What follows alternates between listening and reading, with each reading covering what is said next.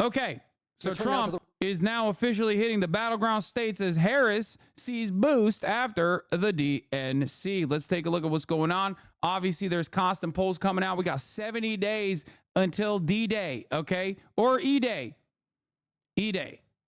Election Day. 70 days out. A lot can change in 70 days. But we are going to be looking at the polls, obviously. Let's take a look. The race for the White House as the Trump team packs its schedule this week with events in battleground states and Vice President Harris enjoying a post-convention boost along with a healthy war chest, raising more than $500 million in just over a month. Selena Wang is at the White House now with the latest. Good morning, Selena.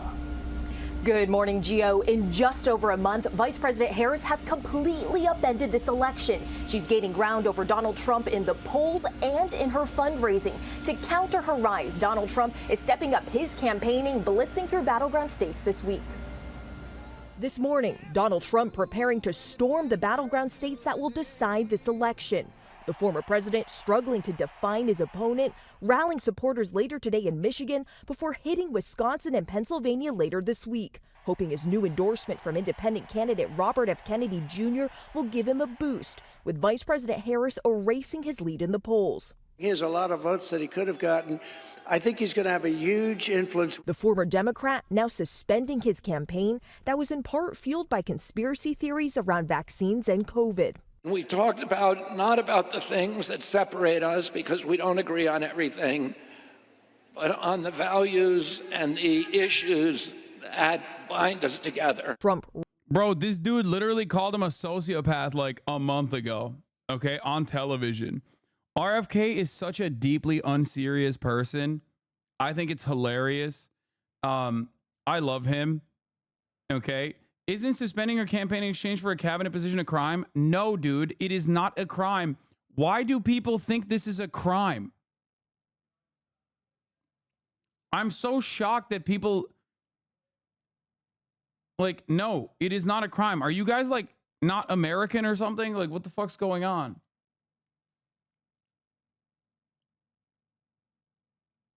It is specifically somewhat... It's something that, like, it is how... It's how things work in the primaries, especially. Like, it happens all the time. You know? The things that sound illegal but aren't for 500... I don't really know. I don't really know. Does it even sound illegal? Maybe my brain is like so broken from covering American politics because you said it was one time. I don't have the clip, but I swear to God you did. I never said it was a crime. I said the exact opposite. People have been claiming that it's a crime nonstop in my chat for some weird reason. I don't know why. Did you know RFK's son is a Hasan head? I do. I did know that. Yes. I was shocked to find out. I don't know if it's a misinformation campaign or what, but there's posts on social media claiming this.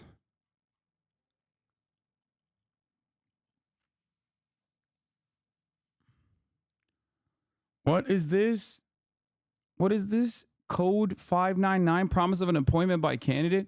Whoever being a candidate directly or indirectly promises or pledges the appointment or the use of his influence or support for the appointment of any other person or any public private position of employment for the purpose of procuring support in his candidacy shall be fined. Yeah, I don't think anyone has ever used this statute. I didn't even know this existed. Like, literally, this is like half of the cabinet appointments would be in jail if this was like applied seriously. I've never heard of this. I did not know this. And it's from what is it? Is it from 1948 originally?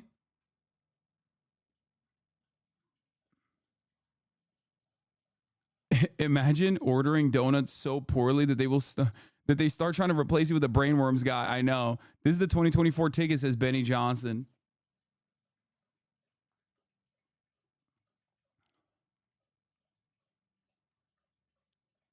Yeah.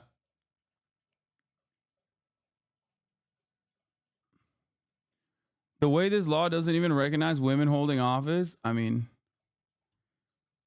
you just say they're being appointed on merit and no one questions it. The bar to prove guilt on that would be so high. Yeah. Relevant WAPO. Yes. Yes, Donald Trump can announce whom he would appoint. Dylan Matthews of Vox, among others, has suggested it might be illegal for Trump to announce his would-be cabinet. Trump can rest easy. He can announce his choices, and there's no good legal argument otherwise. As Mitu Gulati and I pointed out in a paper entitled, Mr. Presidential Candidate, whom would you nominate? The relevant statute is ambiguous, and more importantly, applying the statute to a public promise like this one would run afoul of the First Amendment. Yeah, this doesn't make sense. Historically, people do this shit in the primaries all the fucking time. Like, it just doesn't make any sense. I've never heard, in my experience, covering politics, like, I've never heard of someone applying this statute seriously to any kind of candidate whatsoever.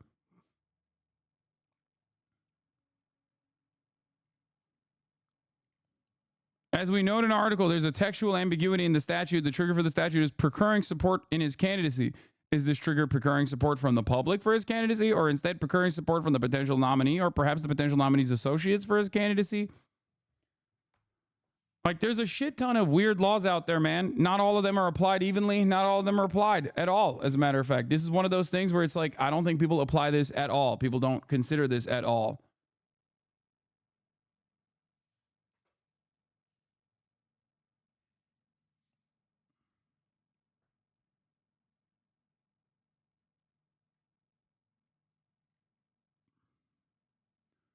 It's only a fine anyways, not jail time. Look up U.S. Code 600. That one's slightly different, but a lot more applicable. Yeah, like in Texas, it's illegal to own more than 6 dildos. Yeah, there's like really funny fucking laws like that. It doesn't really matter.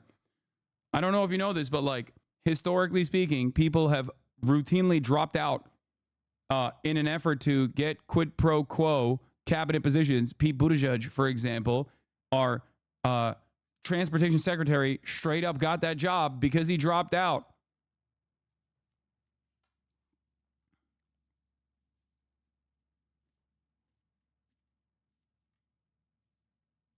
I'm like, I didn't even know this law existed, but I don't think this is a thing that has ever been applied. Now, liberal media and libbed up courts that hate our beautiful president, who is still the current president and will be running for his 3rd term now, our shadow president with his shadow cabinet, they want to take him out. They want to take him out because he's standing in the way of all of those who want the corporate tax rate to be even lowered, okay? For all of those who want the top marginal tax rate to be even lowered because it's far too high, okay? People like myself, that is. You know, they might come after him because the deep state's coming after him because he's standing in the way, right? They might try to like get super libbed up and use this for the first time ever. I think it's a mistake. They probably should let this one go, considering that it will only reaffirm that people are unjustifiably tackling this issue when there is a million other like overt displays of the same exact quid pro quo type shit happening on the Democratic Party as well, and also throughout American political history. So, you know, it's dumb. All right, let's continue. Ramping up his campaigning to counter Harris's rise, her campaign reporting they've raised more than $500 million in just over a month, with the most donations pouring in the hour after her acceptance speech at the Democratic National Convention on Thursday night. Harris striking a moderate tone, trying to appeal to independents. I will never waver in defense of America's security and ideals, because in the enduring struggle between democracy and tyranny, I know where I stand and I know where the United States belongs. God damn. As part of his new offensive, Trump trying to strike a new tone on one of his biggest vulnerabilities, abortion, writing over the weekend that his administration would be great for women and their reproductive rights. This after months of boasting that his picks to the Supreme Court helped overturn Roe v. Wade. His running mate, Senator J.D. Vance, now committing that Trump would not sign a federal abortion ban, something Trump has repeatedly waffled on. Would he veto it? Well, I think it'd be very clear he would not support it. I mean, he said that explicitly. It? Yeah, I mean, if you're not supporting it as the president of the United States, you fundamentally have to veto it. So he would veto a federal abortion ban? I think he would. In response, the Harris campaign says the women of America cannot trust what Donald Trump and J.D. Vance say because they've already seen what Donald Trump and J.D. Vance have done. I mean, how is this any different than literally Democrats saying that, like, this is, oh my God, this is the perfect mirror image of the Democrats trying to retriangulate their positions on immigration by capitulating to right-wing framing and pushing for a right-wing border bill, right? How is that any different? Doors open. Anyway.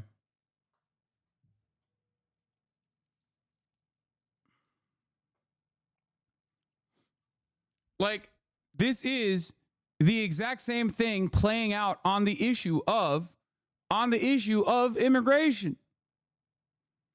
Okay? That's it. It's literally the flip-flop. No Republicans believe that, like, Democrats are actually going to control immigration. Okay?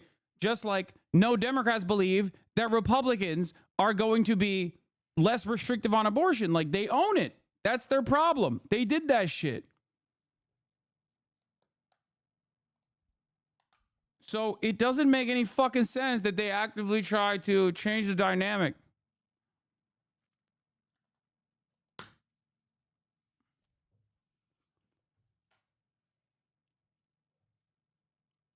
Abortion is more of an ingrained issue in GOP politics than immigration is in Dem politics.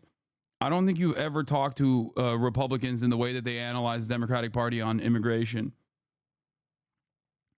It absolutely, bad day to be a Zin. Yeah, I'm sucking it down, dude. Lip pillows all day.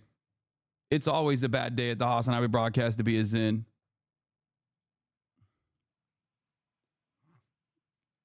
It's been a wish-wash since forever. Not in the way that most Americans analyze it.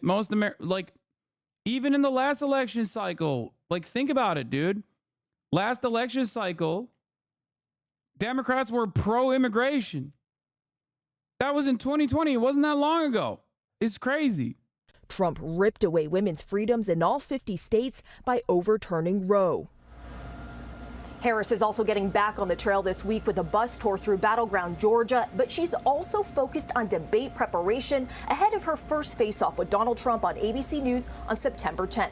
Sade? Okay, so just over 2 weeks. This is devastating. Donald Trump's campaign is casting doubt on whether or not there is going to be a September debate. I'm actually kind of upset. If Trump does this, he is washed, brother. Let me tell you something.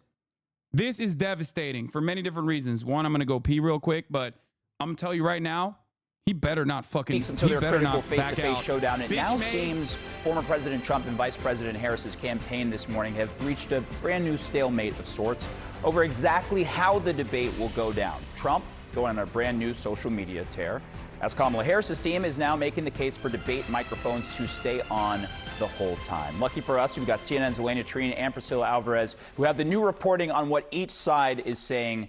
All right, Elena, I want to go to you first. What is the latest from Team Trump?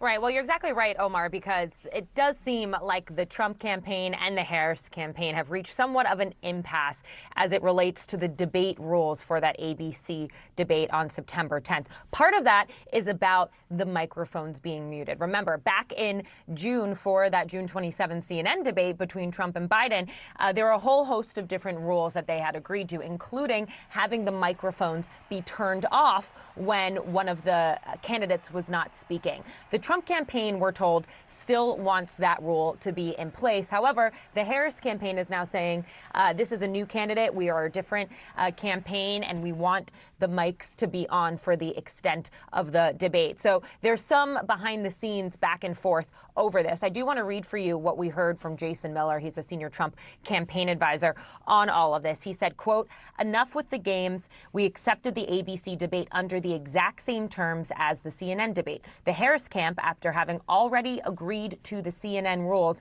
asked for a seated debate with notes and opening statements." Of course, I'll have you have Priscilla fact check some of that. And then he added, "We said no changes to the agreed upon rules. Now, all of this also comes, I'd like to note, as the former president himself kind of posted on social media yesterday, throwing doubt into whether or not he may actually try to pull out of this debate. He wrote, quote, "Why would I do the debate against Kamala Harris on that network?" He said that as he continued to, he said he was watching the Sunday show yesterday on ABC, was slamming some of the key people at the network. So all of this kind of throwing questions into what exactly is this ABC debate going to look like. But I do just want to add, Omar, that, this isn't entirely surprising.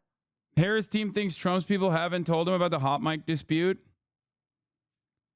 Scott MacFarlane, CBS's news congressional correspondent, says new VP Harris campaign statement about whether there should be a mute button at the September 10th presidential debate.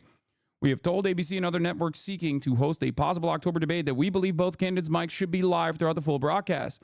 Our understanding is that Trump's handlers prefer the muted microphone because they don't think their candidate can act presidential for 90 minutes on his own. They're not wrong. Remember what I told you on the last debate? I told you, no, muted isn't better for Harris. Fuck no. I'm telling you right now. No, it's because when the last time Joe Biden and Trump went toe to toe, they didn't have muted mics. And hot mic was really bad for Trump because he just kept talking over and it looked ridiculous. It kind of at certain points looked like he was being so aggressive to an old man. Okay? The reality is, in an unmuted mic situation, like either way, it doesn't matter. Either way, it doesn't matter, but a muted mic makes him seem more professional. An unmuted mic with a hot mic will absolutely make him look unhinged and probably racist too. If he has unmuted hot mic moments where he just like slips up and just says something so unhinged because like Kamala Harris triggers him, that will play very poorly. Because remember, one of Trump's biggest weaknesses is that he is demonstrably engaging in a clown show every time. Now that works well in his rallies, but those guys are obviously not enough to win a general election. Okay? He needs to pick up people, or he needs to instill confidence that this is a different Trump. He hasn't done that so far, but a lot of people are going to watch him at this debate. There will be more than 50 million people watching this upcoming debate.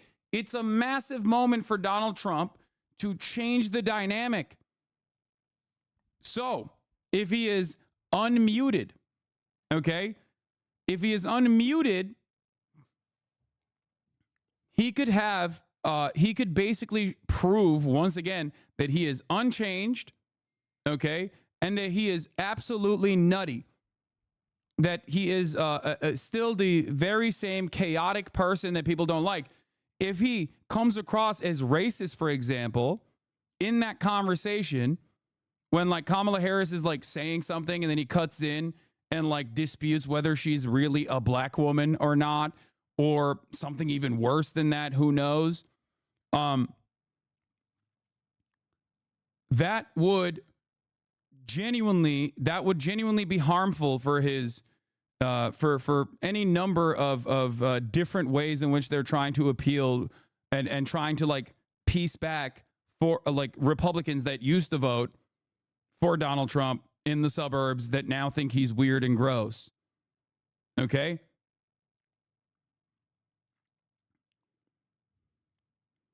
Trump is going to say the N-word before this election is over. You mean nuclear? If he follows her around like he did Hillary, it's over. So that's the thing. Trump was able to dunk on Hillary because Hillary was genuinely less likable than Kamala Harris, because Hillary Clinton is, Epstein affiliate, representation of the old guard. Donald Trump was an anti-establishment candidate with more moderate positions on war, right? And didn't have a lot of the baggage that like other Republicans did. Hillary Clinton was hated and despised for years and years before she even got to that point. Whereas Kamala Harris is not. And there is not a lot of time to build enough oppo on Kamala Harris. Not to mention the Clintons created the Rust Belt with NAFTA. Yeah. So anti-establishment law, chat. I'm not saying Trump is actually anti-establishment. That would be fucking delusional. I'm simply stating that he presented himself as such, and there's a lot of staying power to that, even nowadays, with the unaffiliated, uninitiated, people like Theo Vaughn, for example, still think like, oh, well, you know, you're not a part of the establishment, sir. They still say shit like that.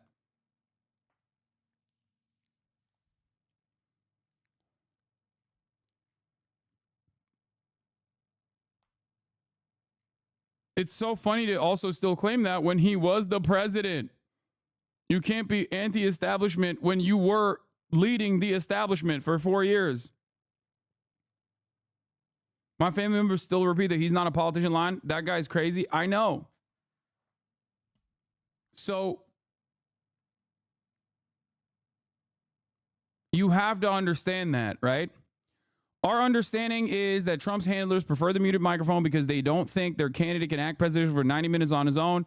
We suspect Trump's team has not even told their boss about this dispute because it would be too embarrassing to admit they don't think he can handle himself against Vice President Harris without the benefit of a mute button.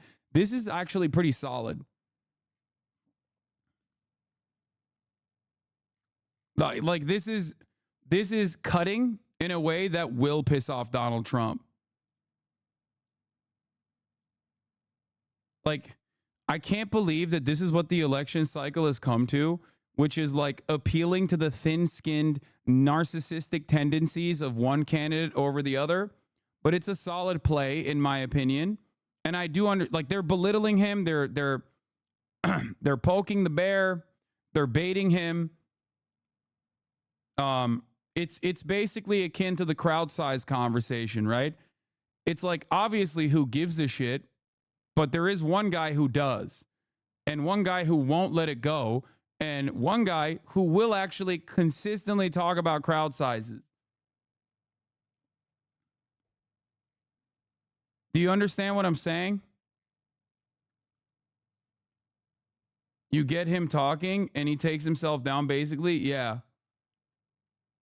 So, yeah, here is Megaphonics. I have your link. My man, I got it. I'm going to play it now.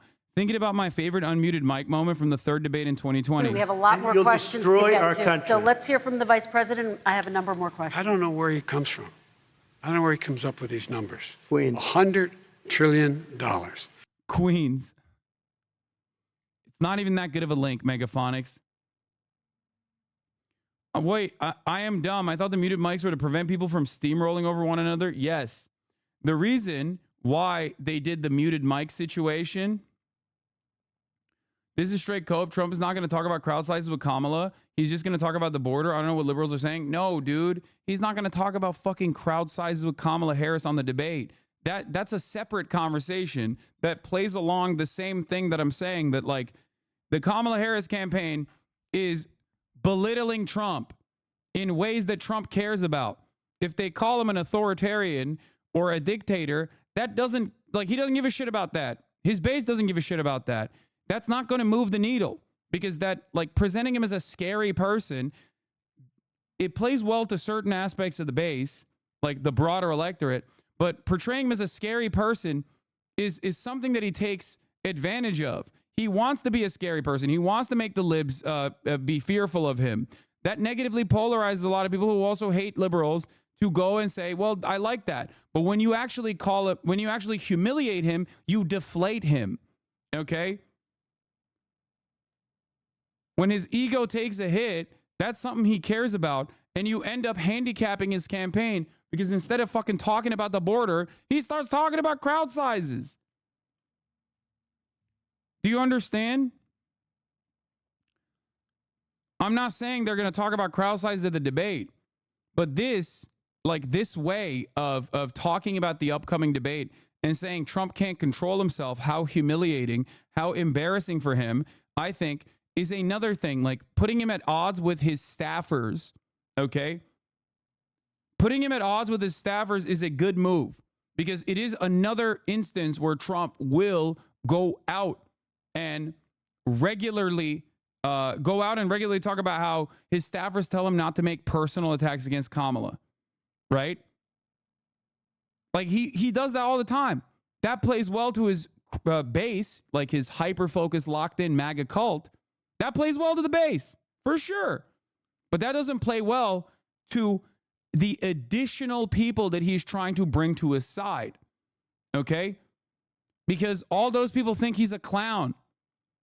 Like people that formerly were, Republican Party voters that maybe are thinking about not voting or maybe are thinking about even voting for the Democrats, right?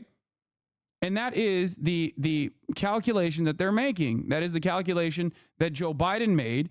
I don't think that if I'm conducting a broader analysis on what demographics the Kamala Harris campaign is seeking to activate, I don't think that's a smart idea. I think that it's better to push for a more progressive message, stay on that front.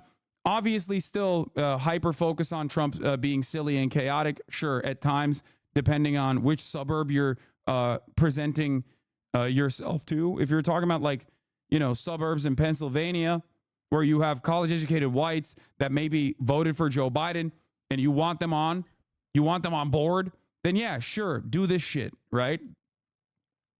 But for the rest of the country, places like Arizona, places like Nevada, places like New Mexico, in the Sun Belt, or even if you're looking at the Rust Belt, like hyper-focusing on progressive economic policies that will greatly improve their lives is a solid move, okay? You can run a different campaign in different areas. As a matter of fact, they do that already.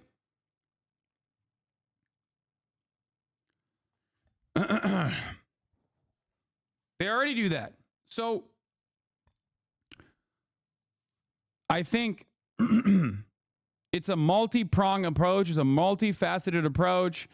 And this is one aspect of it that I think isn't necessarily bad, because the moment, okay,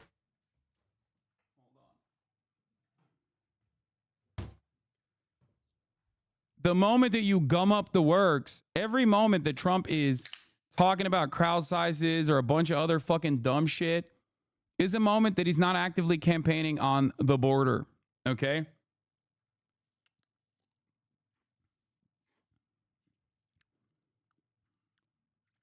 That's it.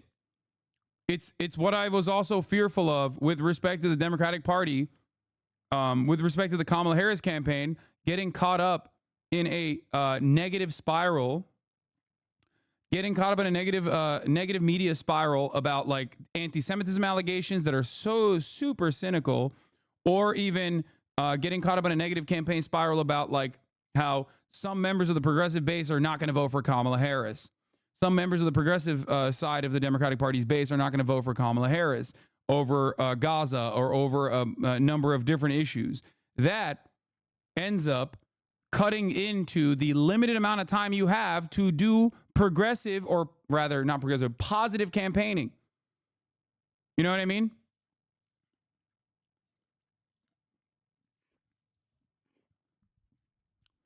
It's the Corbyn spiral, as I like to call it. Corbyn was fairly popular, and he did not triangulate adequately and have a firm, hardline position that he committed to on Brexit, but he also didn't have enough time to do that because he was always talking about anti-Semitism. Okay? And when you do that, when you get caught up in that, you don't have time in the media to talk about why people should vote for you. Okay? It's not good. And the same could happen to the Kamala Harris campaign as well. If they get caught up in like the anti-Semitism allegations, all this shit, like they're cooked. That takes away from the positive campaigning that they could be doing about what their policies are and what they're going to do for the American people that might not want to vote for them, but might actually come out and vote for them regardless.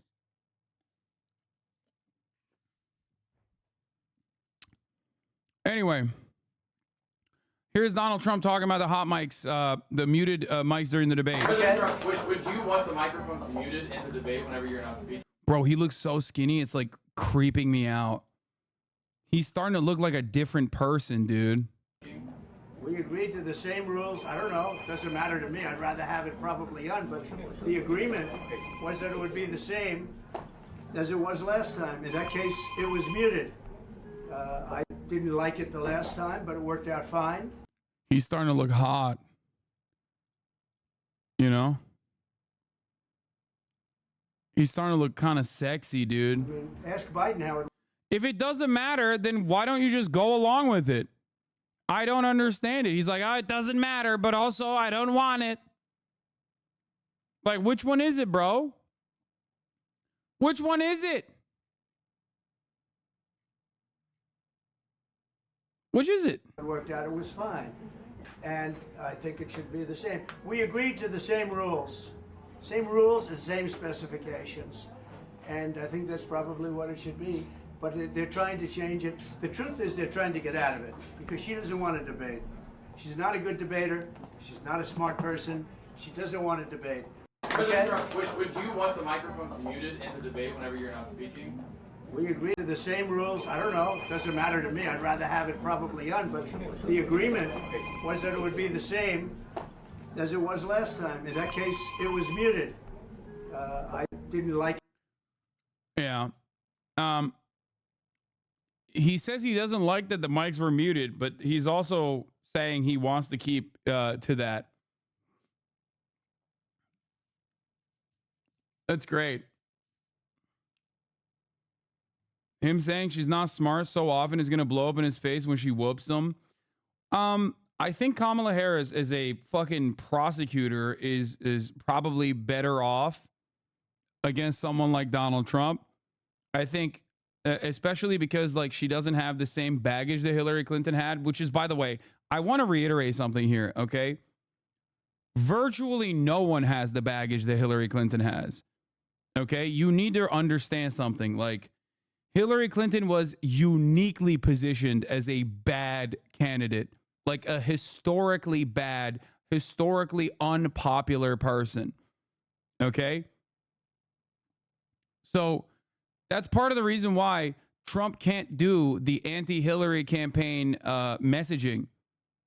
Misogyny can't explain the entirety of that vibe. Yeah, I don't, like, people tried to fucking portray it as like simple misogyny, which played a role certainly, but like, and it will play a role in this situation as well. But you're fucking delusional if you think that Hillary Clinton was only hated because of misogyny.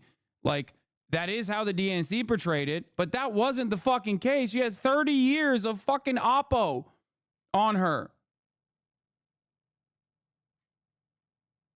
Like, it's crazy.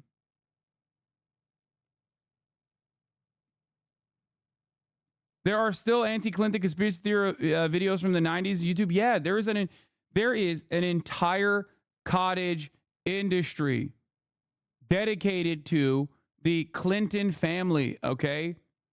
And some of it is very real, and some of it is actually not real, okay?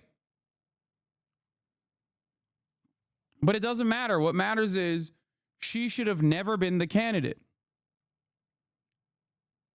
Like it the last time, but it worked out fine. I mean, ask Biden how it worked out. It was fine.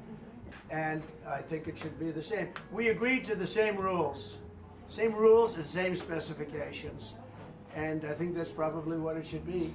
But they're trying to change it. The truth is they're trying to get out of it because she doesn't want to debate. She's not a good debater. She's not a smart person. She doesn't want to debate. President Trump, would you want the microphones muted in the debate whenever you're not speaking? Like, this literally doesn't make sense. You know what I mean? This doesn't make sense. If you want the debate, and she's trying to get out of it, then just, yeah, who gives a fuck? You're saying that you don't give a shit. You're saying you don't care if the mics are muted or not. Okay, great. Pop off then. My wife, a labor organizer around climate change in LA, was on a Zoom conference. Someone on the line was listening to you and forgot to mute the stream at the beginning of the meeting. That's hilarious.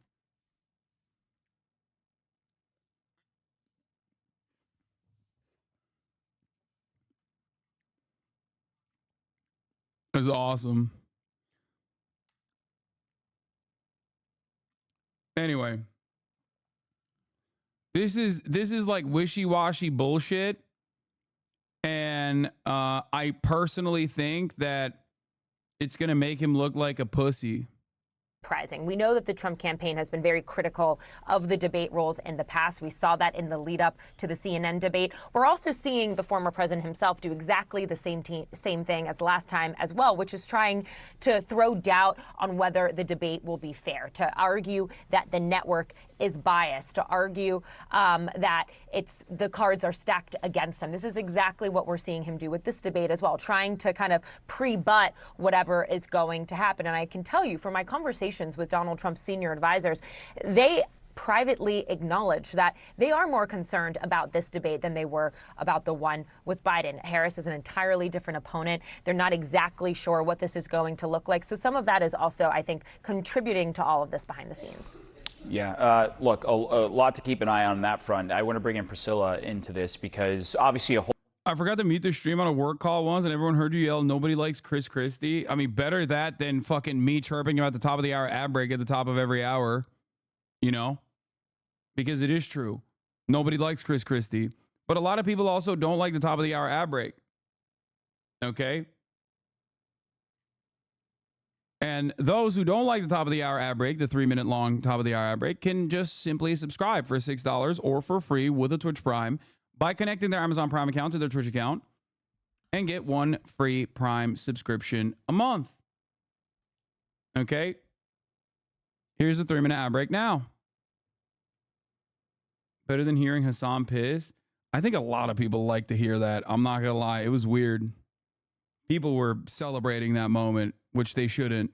Whole aspect of this is what is the Harris campaign saying? Takes two to tango here. So what are they saying? What are their concerns with this debate coming up? Omar, I'm told that the only remaining dispute in this drama, this back and forth, is whether the mics are going to be on. The Harris campaign wants them to be on. Of course, the debate rules, when they were set, were with a different candidate. That was President Joe Biden. Now, the Harris campaign says that they want these mics to be on. And in a statement, a senior campaign official saying the following, quote, "Our understanding is that Trump's handlers prefer the muted microphone because they don't think their candidate can act presidential for 90 minutes on his own." The statement goes on to say that they don't think he can handle himself against Vice President Harris without the benefit of a mute button. So they are needling former President Donald Trump a little bit here, but they also are pushing back against some of what you heard there from the Trump campaign, that the Harris campaign wanted the two candidates to be seated and for there to be notes. They say that is not the case, and while they are open to having opening statements, that is not something that they are insisting on. Again, the bottom line here. They need to mute. Bro, I don't care if they have the mute. I don't care if they don't have the mute, okay? I genuinely don't give a shit. I need you guys to understand something. I don't care if there's a mute-unmute situation. I want this debate to happen. If either side fucks up the bag in this circumstance, I will lose my fucking mind, okay? This debate has to happen. It is going to be endless content, and it is something that, like, I think will, if you care about this sort of thing, improve your candidate's chances. You might be a massive Trump supporter, okay? I'm telling you right now, you want your candidate to fucking own the other side, right? Just like how you felt. Remember how you felt when Donald Trump owned Hillary Clinton over and over again in the debates? Imagine how glorious that was.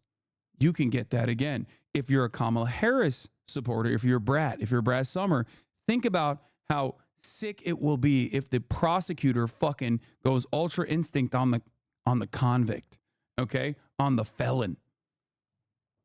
They already took away the Georgia trial from us. I know that was going to be months and months and months of content.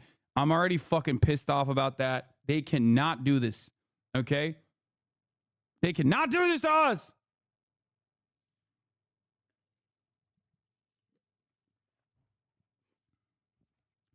But yeah, it's win-win overall. It's win-win overall. It is kind of frustrating that Trump is so fucking juiceless, so unimaginably juiceless, so unimaginably sauceless nowadays that it frustrates me to no end that he's like making these sorts of decisions. Like old Trump would have been loving this moment. He'd be like, yeah, fuck yeah. It's not like you're trailing, dude. It's not like you're winning the race. It's a tight race. It's a tight race. It could go in either direction. So it's obviously worthwhile for both candidates to want to fucking do this. The only reason why I'm seeing Donald Trump like make this kind of decision is because he's worried. Is that this feud is about the mics being on or off over the course of the debate. Now, I will also note that the next couple of weeks, I've been told, are very focused on debate preparations. This is something that the vice president already started earlier this month and something that she is going to be doubling down on in the days to come. Of course, recognizing that this is likely a large audience to tune in for this debate, and it gives her the opportunity to go toe-to-toe against former President Donald Trump. And while she does do that, there will be travel, perhaps not as much as earlier this month. This week, for example, she will go to Georgia with her vice presidential nominee, Tim Walz. That is a state, of course, that President Biden only won by less than 12,000 votes. So it is going to be one of the battlegrounds that is closely watched this election cycle and one that they are using to kick off after the Democratic National Convention. Omar. And Priscilla, obviously, one major question that has been circulating over the course of the quick launch of her campaign, now post DNC, is prior to this debate, will she sit down for an interview and answer some questions over potentially some of her changed past positions? Do we know the latest on that front at all? If there are any plans on the books, even? They have not yet provided any details on when exactly that will happen. But as you know, the messaging from the campaign was that there would be an interview before the end of the month. Of course, the month ends this week, and we still don't yet have any clarity on when or if she will be doing that sit-down interview. But certainly that is an observation that many have made, because a lot of the campaign over the last month has been very choreographed with these stops, these rallies, the Democratic National Convention.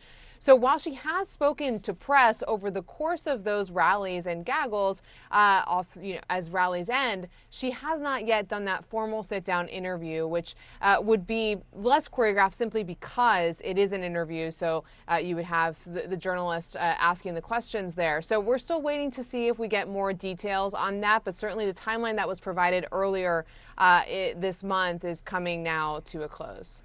Yeah, a lot to keep an eye on, especially as both of these camps end up heating up their campaign blitz, I guess is fair to say. Priscilla Alvarez, Elaine Treen, thanks to you both. Donald Trump and Kamala Harris had both agreed to a debate on ABC News on September 10th. That's just 2 weeks away. But now Trump is giving an impression he may have changed his mind. In a post on Truth Social on Sunday, Trump attacked ABC News for a segment he didn't like and asked, quote, "Why would I do the debate against Kamala Harris on that network?" It does seem like he's fucking running away, dude. It does seem like he's running the fuck away. Okay? Like, very odd. This is unlike him. I don't think this right here, this flailing back and forth, okay? This actually is poison for his base, even, because his base wants him to be a strong fighter. Okay? His base wants him to be a strong fighter. His base wants him to call Kamala Harris, slurs. So not only are you failing to pick up any kind of people that you lost, okay, from 2016 to 2020, but you're also going to hemorrhage a piece of your base that likes the juice and likes the content. Okay? No, his base don't care, doesn't. No. His base obviously is cult-like, and they will go wherever he goes. But there are still people in his base that are like, yeah, I like that he's a fighter. Okay?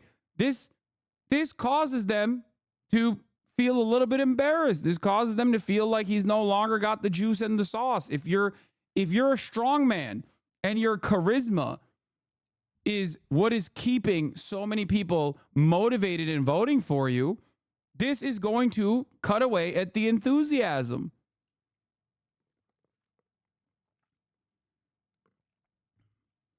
especially when people start fucking chirping about how scared he is. Okay? This gives a wonderful opportunity to every Democrat to be like, yo, where's your fucking scaredy cat ass president? I thought he was a big baller. Cope Hasan Chatter is right. His base wants him to avoid bad fights. You're wrong. You're wrong. It worked in the primary because he had fucking 40 points on whoever the fuck was coming after him. This is a tight race, brother. It worked in the primary because he was going up against Republicans and he already had 30 points, 40 points on whoever was trailing behind. The fucking Ron DeSantis. Ron DeSantis was ass. You're wrong. It's not a bad fight at all. His base doesn't see this as a bad fight. And Trump can't say that this is a bad fight. Trump can't present this as a done deal. He can't present this as a done deal for two reasons. Number one, if he says it's a done deal, this race is in the fucking bag, then that cuts away at the enthusiasm, or rather, that cuts away at that depresses voter turnout because he has to say this is a close race. You got to come out and vote. That's why he keeps repeating over and over again. November is really important. We're going to win, but we're going to win by such large margins. And I want every single one of you to go out to show America that we have, we have the juice, right? He's trying to do that. He's trying to play that song and dance to make sure that he doesn't fucking depress voter turnout at all. Because if people think oh, it's in the bag, some people are going to be like, oh, well, I'm not voting today, right? And you can't have that. The other reason why he can't fucking say that he's carrying this fucking race is because there are no polls showing he's carrying the fucking race. Even Rasmussen shows him by winning within a margin of error. You know what I mean? There is nothing that shows that he's got this in the fucking bag. Rasmussen is the one right-wing poll that he consistently brings up. And even on that one, he's not up that much. He's not up by he's up by 4 or 5 points. You're right. He's either chosen or unstoppable in his base's eyes. Yeah. If he says personally, oh, I got this in the bag, I'm leading by 30, well, that's obviously false. Right?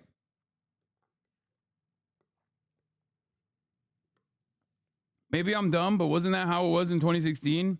Yes, but this is not 2016. We live in a post-2020 world where Trump lost already.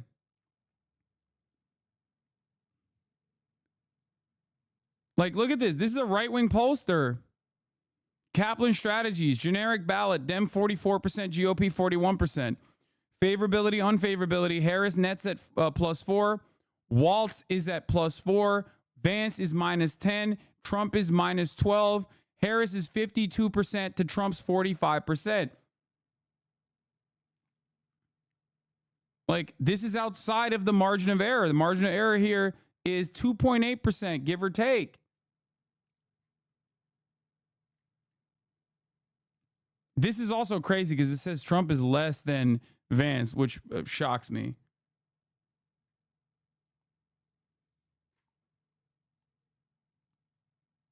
The only way I foresee this resembling 2016 at all, even though it's a post-2020 world that we live in, is if nah, Hasan, you're wrong. It's a bad fight. Trump knows it. He has good instincts, and so do his base. Wait, what? If you think the Trump base has good instincts, you're delusional.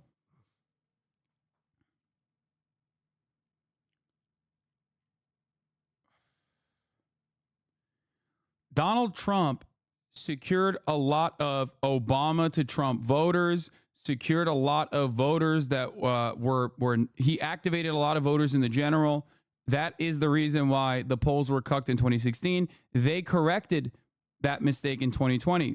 2016 is the only time where polls were wrong. Okay. People keep bringing up 2016, but polls were correct in 2022. Polls were correct in 2020.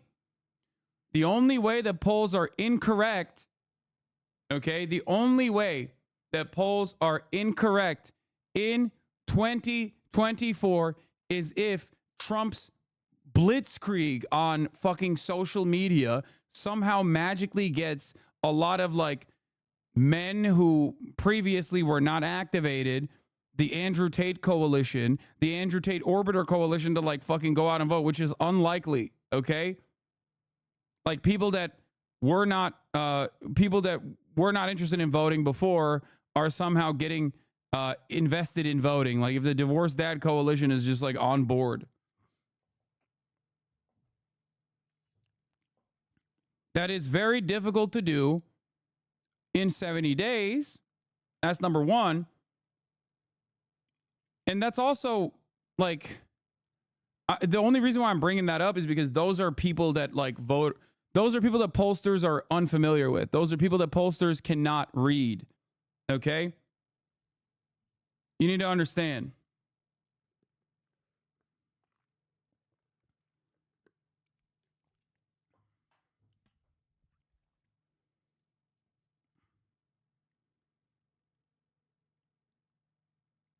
Divorced Dad is a great card game. The move is to never mention that group again, so they forget Lamau, and so they don't go out and vote out of lib spite. I don't think that you can activate those guys anyway. They're young, they're men, they're non-college educated young men for the most part that haven't made up their minds or were too young to make up their minds during the Trump administration, or just like, well, we're literally just not interested or invested whatsoever. But Trump's charisma, his macho appeal can come across as like appealing to them. But even then, is it going to be enough for them to go out, register to vote, and then fucking go out and actually vote? Like that's very, very, very unlikely. You know?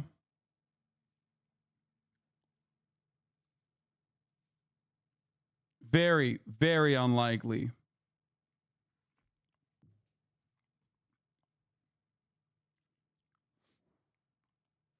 So. And now there is new uncertainty behind the scenes, too. In a statement this morning, Brian Fallon with Kamala Harris tells me this, quote, "We have told ABC and other networks seeking..." Someone in the chat said Trump is the opposite of macho. Guys, or someone said, what is macho about Trump? Trump is macho in exactly the ways that these fucking stupid dudes think a guy is supposed to present themselves.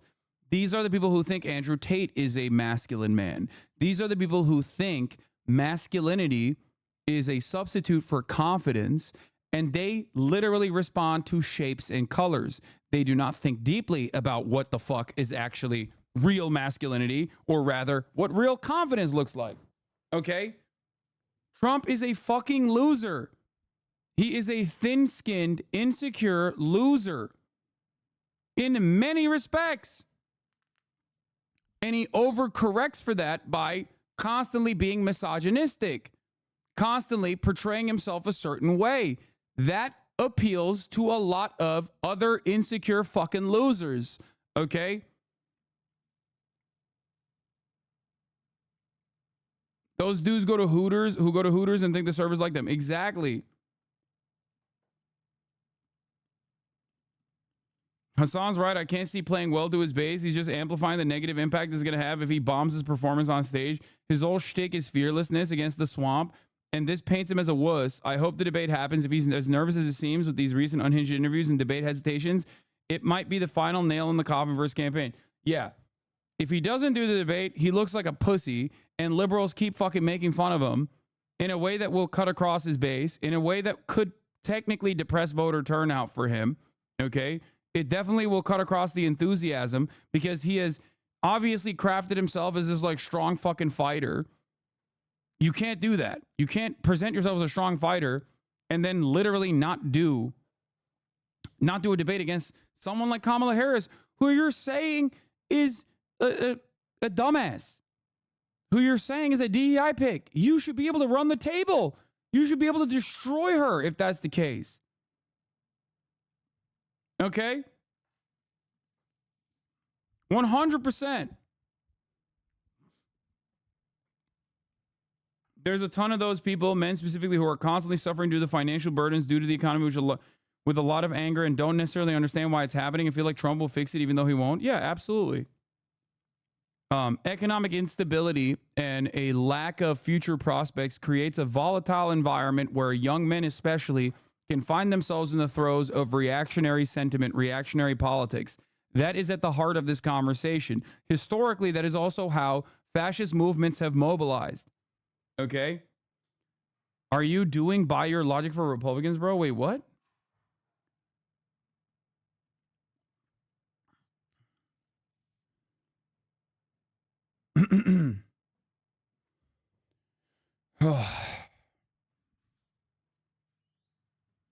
To host a possible October debate that we believe both candidates' microphones should be live throughout the full broadcast. Our understanding is that Trump's handlers prefer the muted microphone because they don't think their candidate can act presidential for 90 minutes on his own.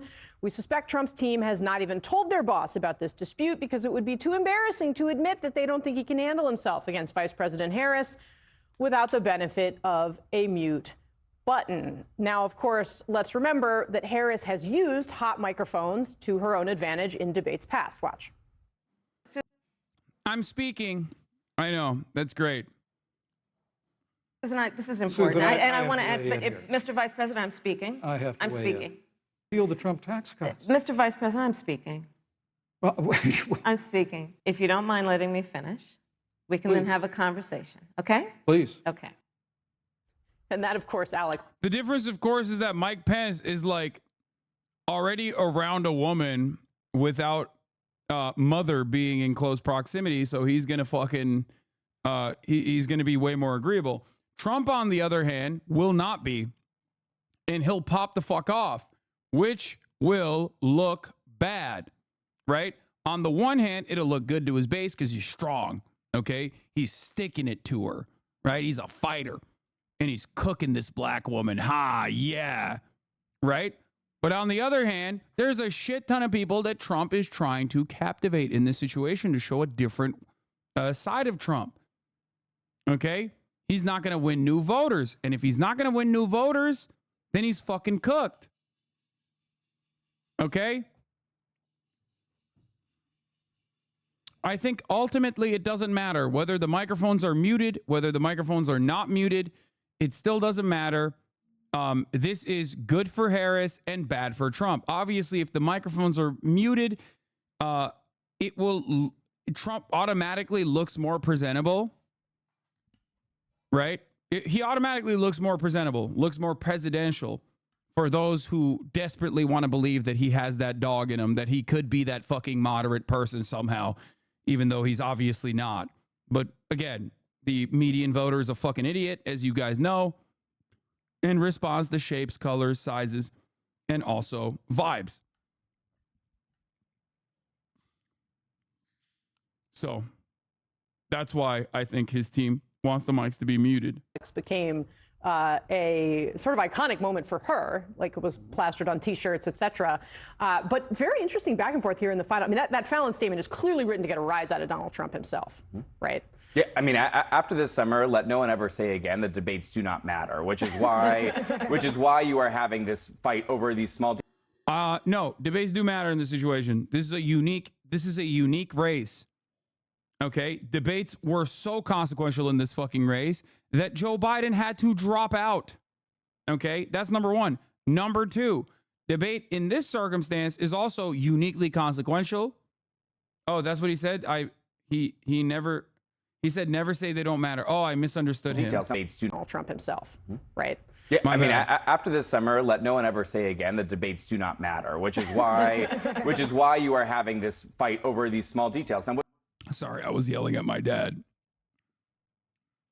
What's also really interesting is not just that she's used the hot mic to great effect in the past, but also you have to remember Joe Biden wanted the mute button for the first debate. They set those rules for that first debate, and because they didn't want a repeat of the first debate from. No, not yelling at him like in a mean way. I was like trying to get his attention. Chat, calm down. 2020, when Trump just sort of ranted and raved. So this was the Joe Biden's idea. The problem was that then the Trump campaign was like, okay, we're actually going to like make him, as Fallon indicated, disciplined. And it actually made him seem more sober than he often comes across. Yeah, what do you think? I mean, look, when Kamala took over the ticket, they're trying to have it both ways. Because remember, when Kamala took over the ticket, they told the Trump campaign, we've already agreed to the ABC debate on September 10th. And they were like saying, well, we can renegotiate a little bit on what the debate is. Now they're flipping it and saying, well, just because you agree to the debate doesn't mean we agreed to the rules. Look, she wants the hot mic moment because what she's had, if you remember the first debate with Joe Biden, the I'm speaking, she loves to create these little memeable moments that, are kind of based off stock lines that she's practiced and kind of her team is prepared for. They've already the t-shirts printed up. So she's trying to draw out Trump with some of this stuff. Yeah, at the end of the day, though, does this really matter? When they go to debate, the American people deserve a debate. They deserve to hear the issues being fought, to have a discussion. So I don't think at the end of the day this matters. I think it's just more political insider baseball stuff. It's fun to talk about all the things. Yeah, 3 weeks. It's what we're going to talk about the next week. But at the end of the day, it really doesn't matter. I think the important thing is to have a debate and to have them have a discussion about the issues. Now, in the interest of being fair and biased, let's take a look at what the real news is saying. Fox News about the hot mic debate. Now that we watched mainstream liberal media, now we watch the libtards. Let's watch what the real Americans have to say about this hot mic situation. How will they make Donald Trump seem like he's not the one who's spoiling the fun? Here we go. We start with President Biden leaving his California vacation for another one in Delaware. Meanwhile, Vice President Kamala Harris and former President Donald Trump both hit the campaign trail in several key battleground states. And Peter Ducey is at the White House with the latest. Hey, Peter. Good morning. And if you saw this photo, you would assume that President Biden... God, Peter Ducey keeps looking worse and worse, man. How are you going to fucking get on camera looking like that, man? ...is here. Have some respect. Walking out of the Oval Office and through... Chat, please stop sending me the same Harry video. Please, please, please. I beg you. I beg you. We watched it like 8 times since it came out, okay? I love you, chatters. Please. I know. I look concerned, okay? I know I look concerned. Please stop. Sometimes chatters don't get the message, After the 3rd spam, know that I'm like purposely not looking at it. Possibly because we've watched it a million times over at this point, okay? Love you guys. Please stop spamming. Through the Rose Garden for a private moment with his partner, the vice president, especially since the caption says, "We're working for you." But the president is not here. He left his California vacation for a Delaware vacation. Vice President Harris is in town, but we don't expect to see much of her till Wednesday and Thursday. She will be in Georgia both those days. Her campaign stops. Harris, Wednesday, Georgia. Thursday, Georgia. Waltz, Wednesday, Georgia. For Trump, today he's in Virginia and Michigan. Thursday he's in Wisconsin and Michigan. Friday he's in Pennsylvania. And Vance, only one stop, Michigan. Now, obviously, I will repeat myself over and over again throughout this election cycle. In the next 70 days, you will hear me say this a lot. This will come down to Pennsylvania. If the Democrats win Pennsylvania, it's a wrap. On 538, it really doesn't look like Kamala got a bump, like maybe 1 to 2 points nationally. Are they reliable? I don't think there was ever going to be a massive bump after the DNC, but I think that bump would have been significantly better if she had done a more progressive, if she leaned into the progressive economic policy instead of talking about how muscular of a military she wants to have, for sure.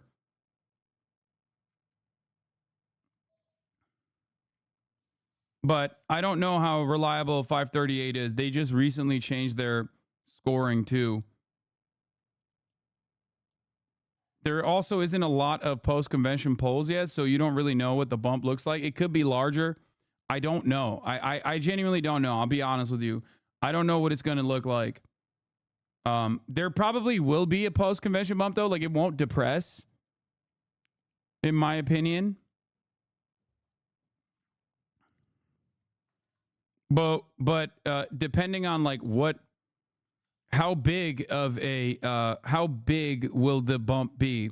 And more importantly, more consequentially, how big will that bump be in a place like Pennsylvania? Because again, this race is down to the fucking margins in Pennsylvania.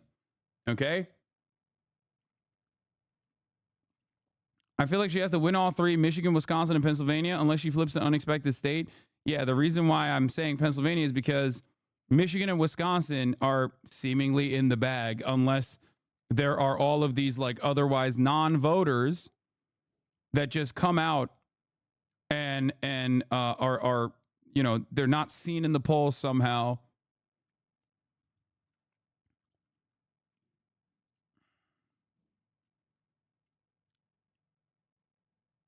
Michigan is a little bit more contested as well, but we'll see. All right, let's Only continue. battleground of the week. Trump plans to visit Virginia and Michigan today, Wisconsin and Michigan Thursday, then Pennsylvania Friday. Their first in-person meeting is supposed to be September 10th for an ABC debate. The Harris campaign is now telling Politico that unlike last time for Trump v. Biden, they would prefer the mics to be hot the entire time, no muting. An advisor is quoted as saying they think Trump wants the mics muted, but there might not be a debate at all. After an ABC interview of Tom Cotton yesterday that Trump did not think was fair, he is questioning now on Truth Social why he should participate in an ABC debate at all. Back to you. Peter, I just got a text message from your mother. Do you have a cold? No, I think I just had something in my throat. I'm good. All right. Mom, thank you. All right. Just one other quick question for you. You talked a little bit about the potential debate on September the 10th. They might leave the mics hot.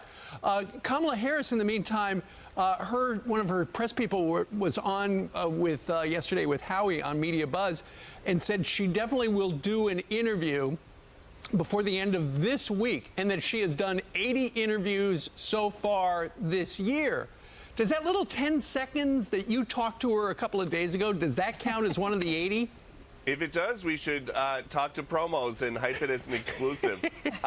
No, but if you're the Harris team, it's smart because they pushed it off to the last 3-day weekend when people are not paying attention before the election. And so if there is an issue, if she makes a mistake, it's going to get a lot less scrutiny right away than if they do it after the first week of the NFL football, like on that Sunday night. Well, Peter, her campaign is saying that she's changed her mind on some of these issues, like fracking. She's no longer against fracking, or she's not going to take away our private health.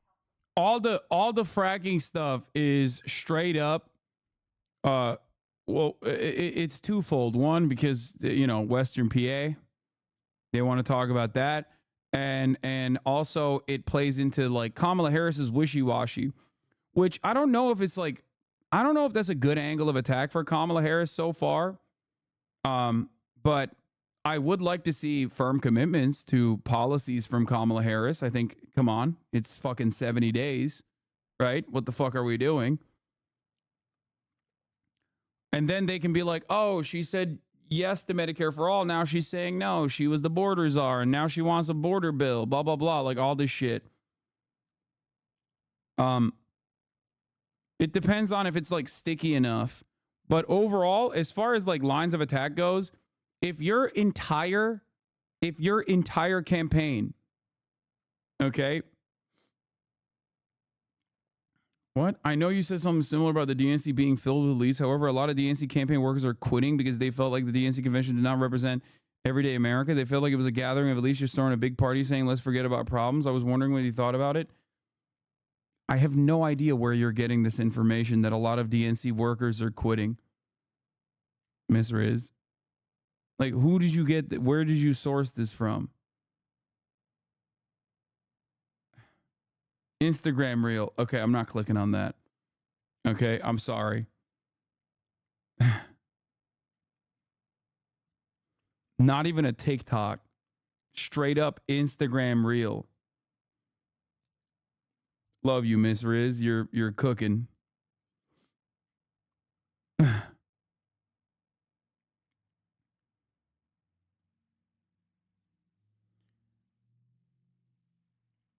Okay. So I don't know how sticky the wishy-washy angle of attack will look like, especially when, if you're running a personality-based campaign, okay, if you're running a personality-based campaign, as Trump is, he matches up really well against someone who you can actually hit on the personality front like Hillary Clinton. Okay? Hillary Clinton was a perfect matchup in many ways for someone like Donald Trump. Joe Biden, on the other hand, was not. Because with Joe Biden, all of a sudden, you're going up against an institutional Democrat who was Obama's vice president, who's been in the fucking Senate for half a century. Okay? He's been in politics for half a century.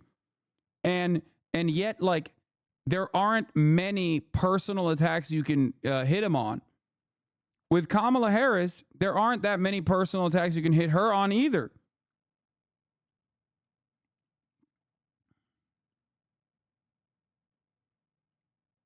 When Biden first dropped, you were so team coconut. Can I ask why you switched so hard?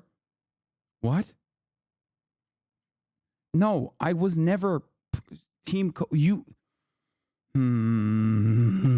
I don't like that people personally just imagine or invent what my fucking point of view is, and then they just like run off of that in an accusatory tone.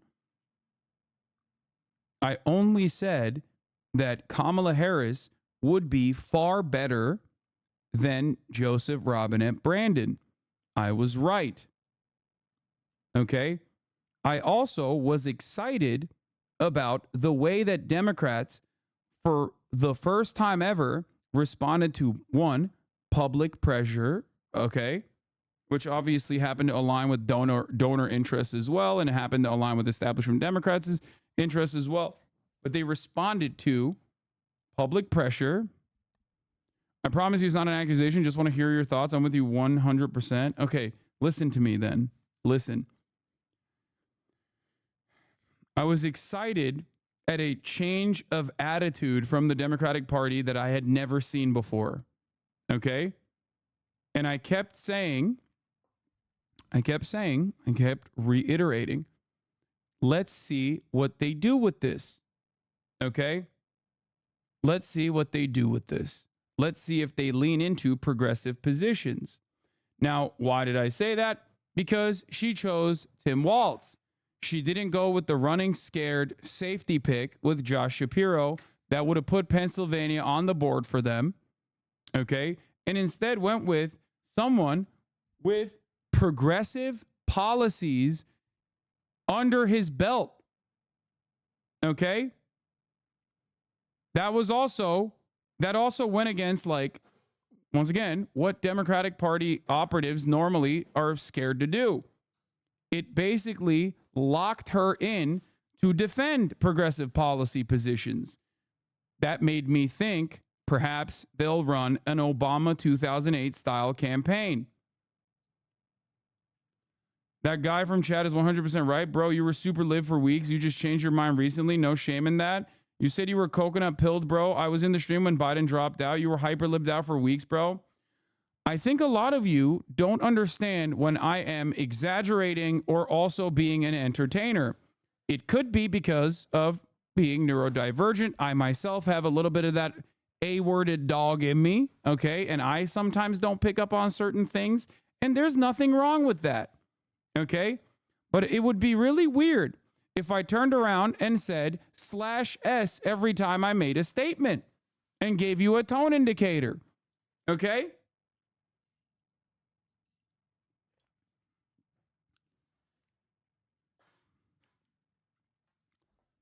I also find it very odd, okay?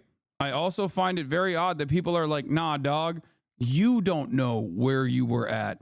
I know where you were at better than you. I maintained cautious optimism, okay? That's precisely the reason why even up until the DNC, when people would ask me like, oh, so are you, endorsing Kamala Harris? I said, I'm not doing that. I'm waiting and seeing. That's precisely the reason why you cannot find a single clip of me actually fucking endorsing Kamala Harris. Okay?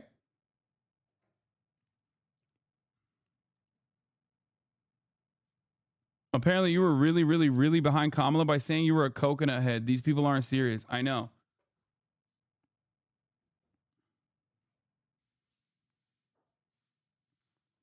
it's especially funny, okay? Because a lot of people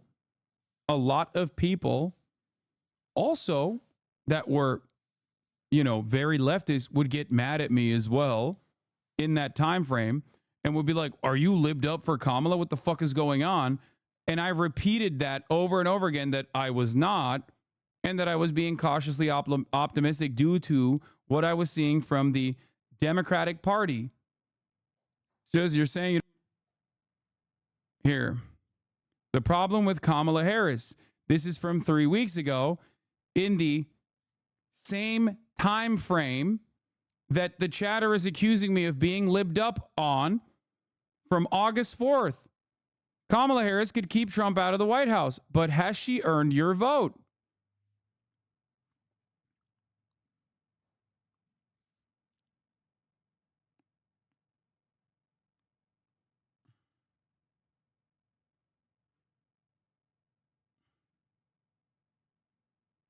So much so that even Zay Squirrel was like saying I'm fucking pro-genocide and shit. Hasan Abi Libs, wow, you were being a spoiler. Also, Libs, you were so Kamala pilled on God, bro.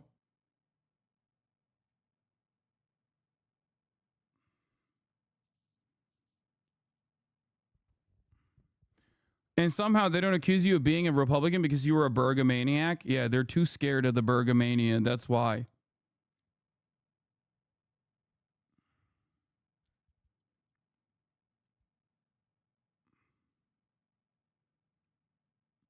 A decade of progressive advocacy overwritten by doing a coconut meme. I know.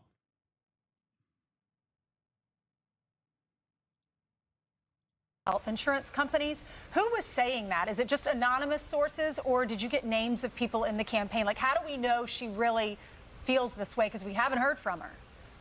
She has not said that out loud. I have emailed, as things have come up, many different people that are working in Wilmington, and they will tell us that on background, which basically just means on behalf of the campaign, they will tell us that her position has changed. But we have not heard the words come out of her mouth.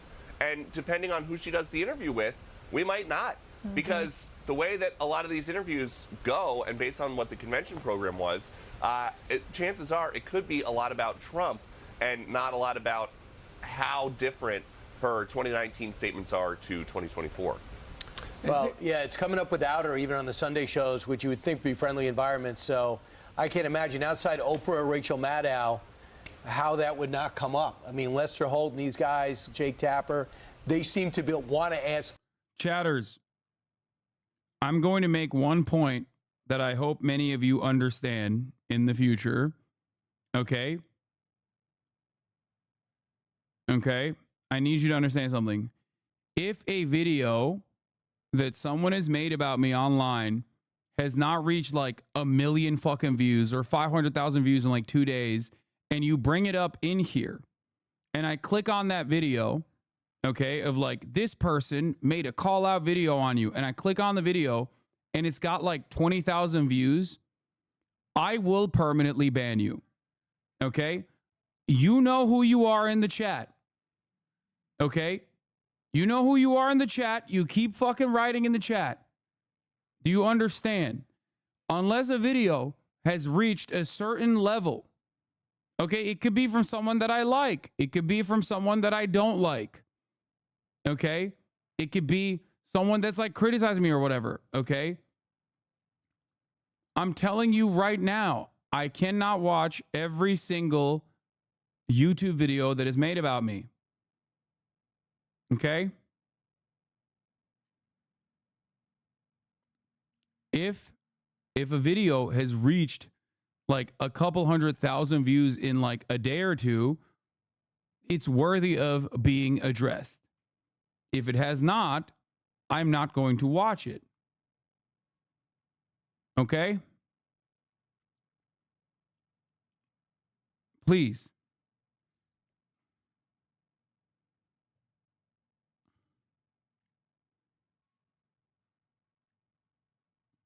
Because otherwise, you're giving free clout.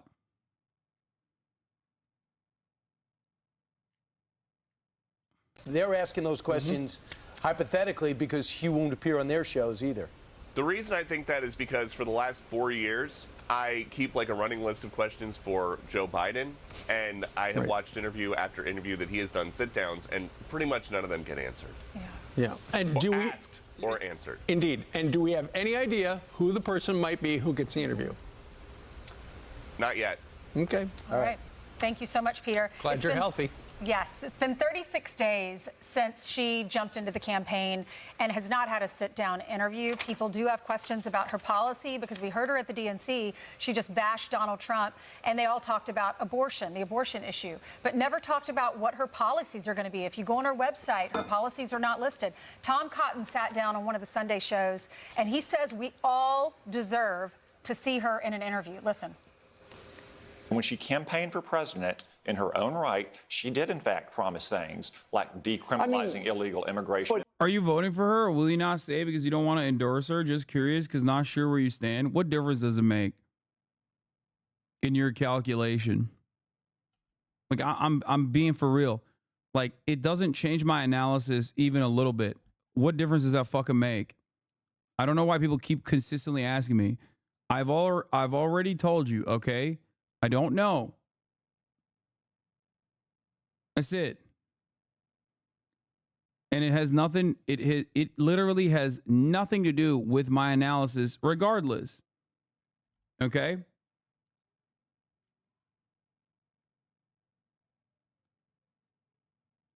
Taking away but that's his position she's clearly changed on, and she has said she has changed. Yes, she has. No, she has not. John, she has not said that. She's not. You pointed out, Senator Sanders, repeatedly things that her campaign has said. Anonymous aides speaking on background to reporters has said, well, she no longer believes these things. Okay, maybe she has changed her position on things like taking away your health insurance and confiscating your gun. And to the many people in the chat that say, oh, dude, your advocacy for her will change the outcome of this election, then they should listen to me. Okay?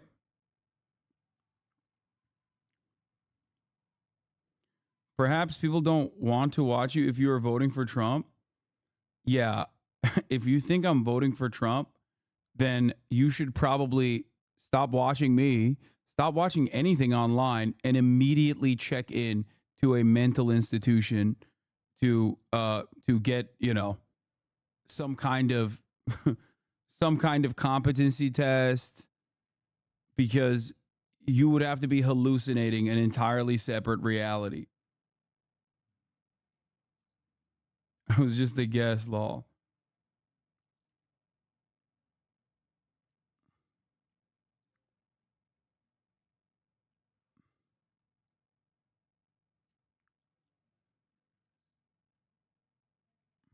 Because if you're not voting at all, that tells me a lot. What? It doesn't tell you. First of all, I've never said I'm not voting at all. And secondly, it doesn't tell you shit. It also doesn't change my analysis at all. So what the fuck are you talking about? Like, everything that I talk about campaign strategy from the Republican side as well. Like, what do you mean? Does that mean I'm a Republican strategist? No.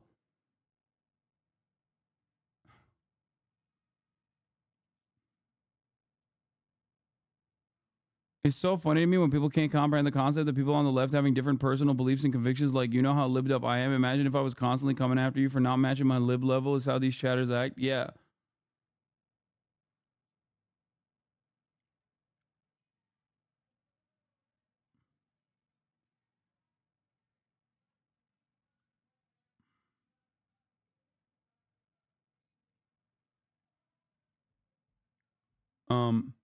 What's your opinion on single issue voters, even when the single issue is morally just and deserves defending? I mean, I think it's understandable. Guys, we are fundamentally at odds if you are a firm and committed believer that, like, everyone should be voting on the basis of harm reduction, because most people don't do that anyway, okay? You just are wish casting a different universe, a different reality. And you want me to present that reality in my advocacy. Okay? I'm not going to tell you I am not going to tell you to vote at harm reduction. I will tell you, vote whoever the fuck you want to vote for as long as it's not Donald Trump, okay? You know, I will never tell you to vote for Donald Trump. I will urge you not to vote for Donald Trump. That would be ridiculous.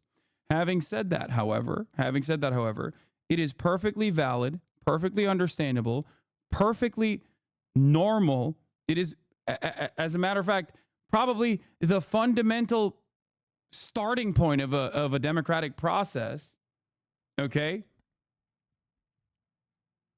to demand concessions from your elected representatives. That is why we have a democracy.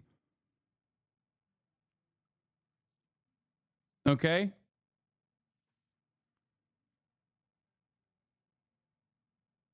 Like, why the fuck do we have a democracy if that's not how this works? If there is no basis for the democratic process, okay, if there's no base for the democratic process, and there are plenty of undemocratic things that happen, okay, regardless, like the top of the hour ad break, unless there is an outsized number of people who are subscribed at the top of the hour, so they don't even see the 3-minute ad break at the top of the hour, which, by the way, you can be a part of that group, a part of that constituency, by subscribing for $6 or for free with a Twitch Prime, or by getting gifted a sub. Okay?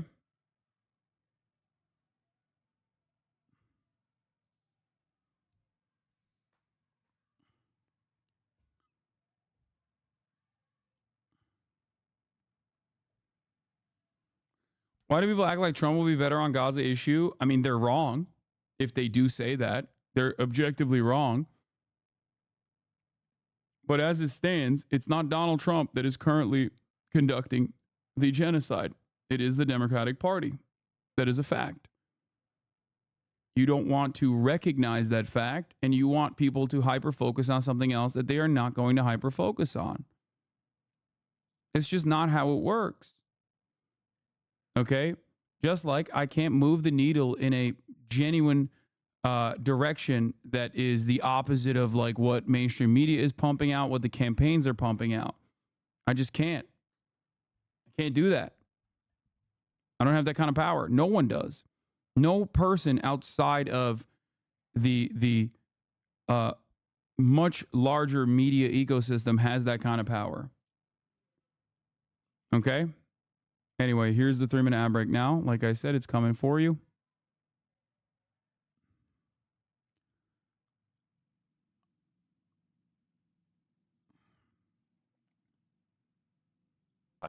If she has changed her position, she owes it to the American people to come out and say in her own words when she changed and why she changed.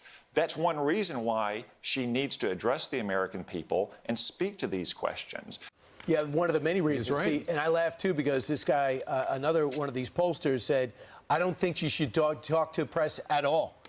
Because she's doing good the way she is right now. She should just be talking to the people. She doesn't talk to the people. She talks to them, doesn't hear any of the questions. She's not listening to the people. She goes and gives a speech in front of a supportive crowd. Through a teleprompter. Right, through a teleprompter. And by the way, I'm not too sure.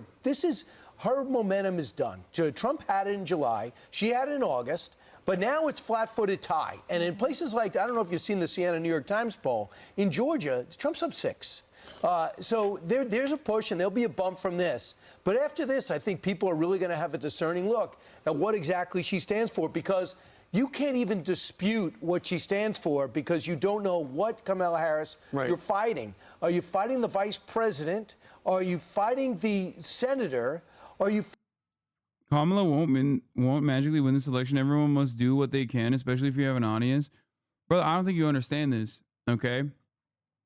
Politicians need to earn your votes. That is what the democratic process is about. Okay? If you want me or my community to go out and do door knocking and vociferously defend Kamala Harris, then you need to understand that she needs to give the progressive side of her base something that they can stick to. Okay? I don't care. This is a nice narrative, but Trump is literally on the other side. I know that. That's not how this works, though. Because even if I were to fucking turn around and engage in a door-knocking operation for Kamala Harris, which would be hilarious because there are no policies to door knock for, okay? There's literally nothing you can do in your advocacy. If you were currently going to engage in a canvassing operation for Kamala Harris, there is no material that you can use.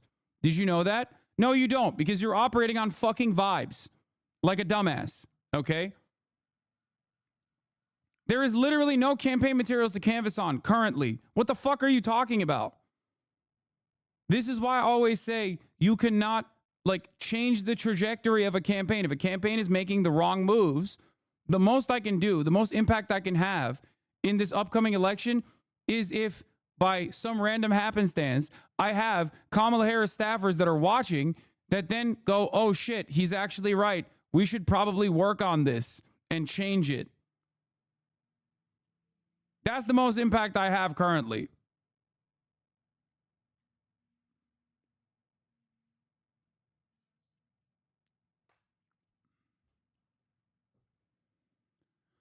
Huh.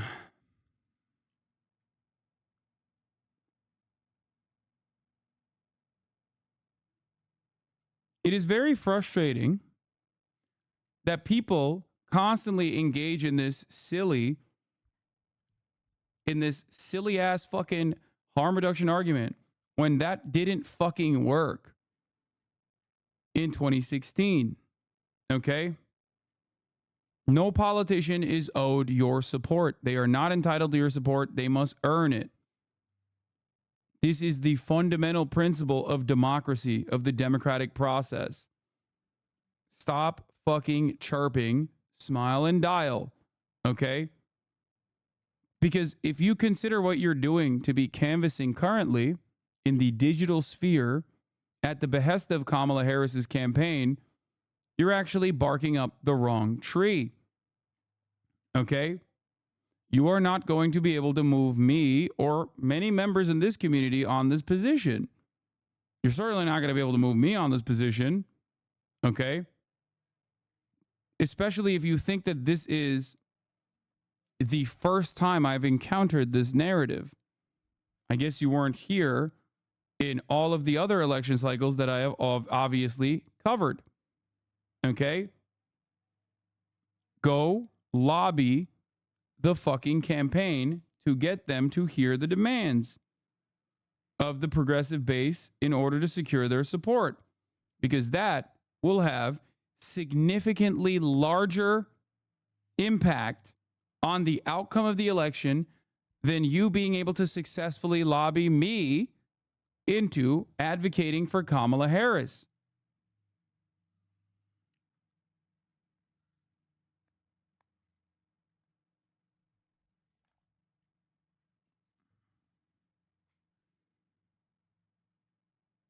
That's it.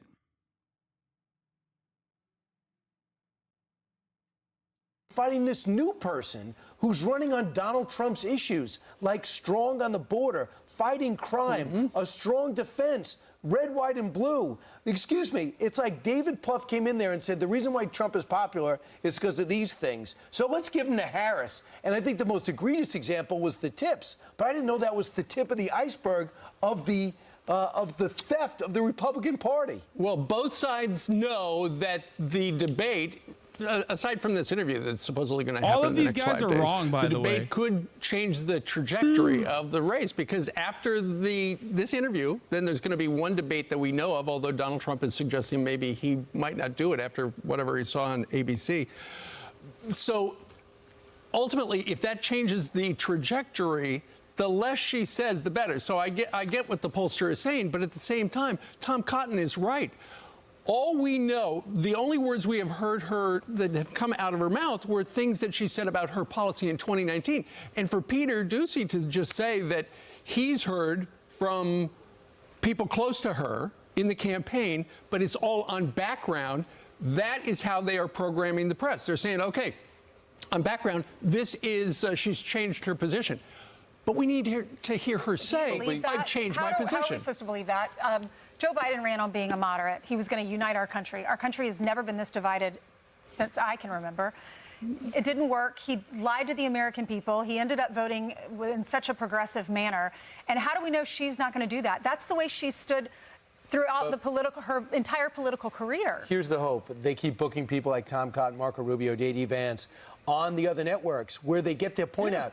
These hosts have nothing to stand on. Jonathan Karl is a pretty adept guy, but he has no follow-up because he knows Tom Cotton's 110% right. You could sit there and say, why did Donald Trump didn't say this or that the whole time? But at one point, when you invite other people on, you're going to hear it. And there's independence. Like, she just literally said, like, he was just really progressive. He didn't unite the country. He divided it further. And undecideds that watch. Day 1 million of wishing the left-wing Fox News imagined was real. I know. That's another reason why I like watching. I like watching the Fox News commentary on, you know, the Democratic ticket, because, like, I like to close my eyes and imagine that is how it is. You know? Those networks. And when his surrogates go out there, you know, the Governor Burgum and others, Marco Rubio, when he comes back, I guess he's on vacation now. When you book these guys and Lindsey Graham, you get the other side. You do. So that's the hope. It's also kind of funny because, like, they contradict themselves on a regular basis, where, like, in one breath, okay, in one breath, they say Kamala Harris is adopting the Republican policies so firmly by putting out a patriotic message, screaming USA, USA. And on the other front, they're like, but she's a communist. So which one is it? I guess it's both. Meanwhile, also I have to say this, front page of the New York Times, the first gentleman is a sex symbol. Please. I've seen second gentleman. Second gentleman. He wants to be the first gentleman. Okay. He says he's a sex symbol. When Doug, what's his last name? Emhoff is a sex symbol. I think that goes beyond reproach. And this is in New terms York of Times? biases. It's the third story in the New York Times. Sex symbol. Doug Emhoff. That surprises me. I don't expect that from the New York Times. What was the lead story? How great? No, the other story was how Kamala Harris is not from Berkeley. She's from Oakland, because it makes it seem rugged and tough. Okay. As opposed to Berkeley, which is berserk. You're spending a lot of time in the New York Times.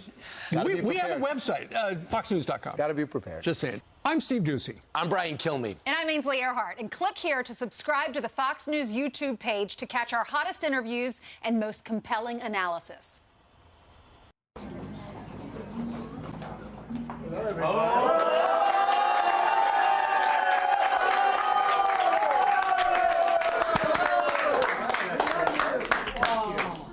You know, somehow, I don't know what it is, you'll have to explain it, but the Vietnamese community loves me and I love them. You know?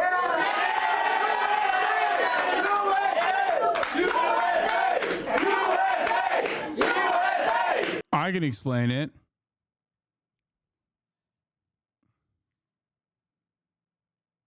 I mean, the major chunks of the Vietnamese diaspora came here as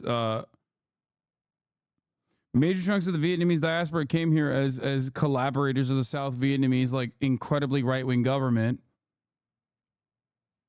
A lot of the older Vietnamese aunties and uncles are super fucking right-wing in a similar capacity to a lot of the Cuban population, for example.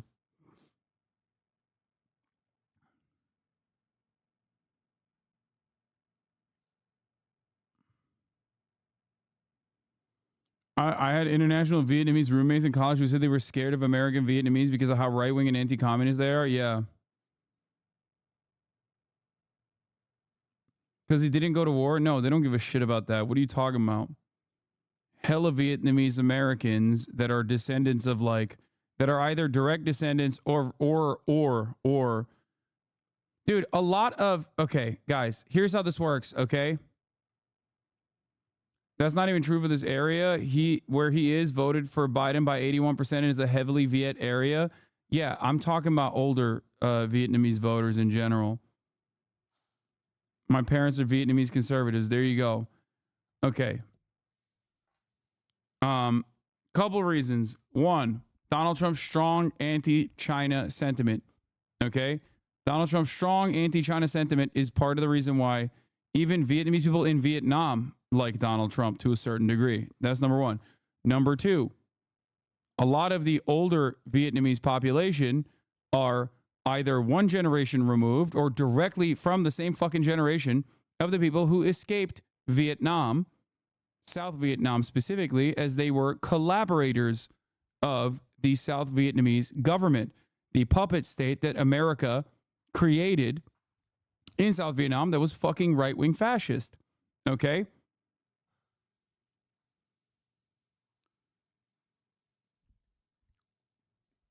Their children, just like white people, just like every other fucking group of people in this country, are going to oftentimes resemble the politics of their parents. I'm a lefty with Cuban family, but I don't like the narrative that they're U.S. collaborators. They left for a better life, but were brain broken by their hatred for Fidel, not a love for Batista, U.S. imperialism. No, I mean, that plays a role as well. But for Vietnamese, it's like, that's how a lot of people, that's why a lot of people, like the Vietnamese War, like the Cuban Revolution was conducted against a fascist dictatorship that was still Cuban. The Vietnamese War was fought against the United States of America. There's a little bit of a difference there.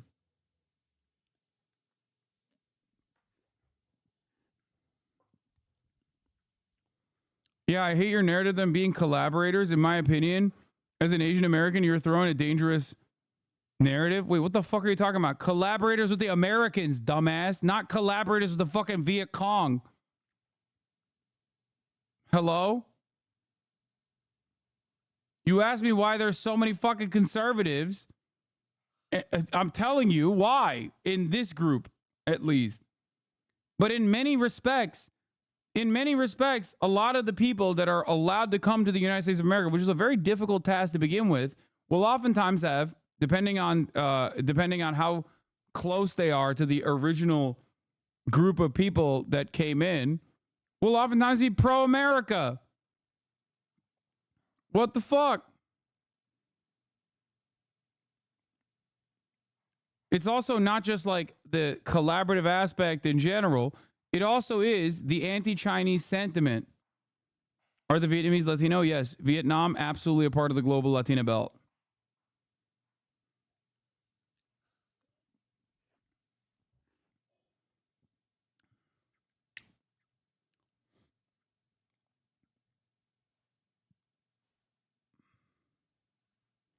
But to say they're all collaborators pictures them in a bad light. Collaborators to America. What are you talking about? To America. Okay? It's the same principle behind a lot of the Venezuelans that originally were leaving, escaping the Maduro administration. There's a reason why Venezuelans got TPS, temporary protected status, from the American government. That was a play in a similar vein to the Cuban diaspora population. It was their ideological posture early on against the Maduro regime. I don't know why you're getting mad at this. It's a part of American foreign policy. This is how it fucking works.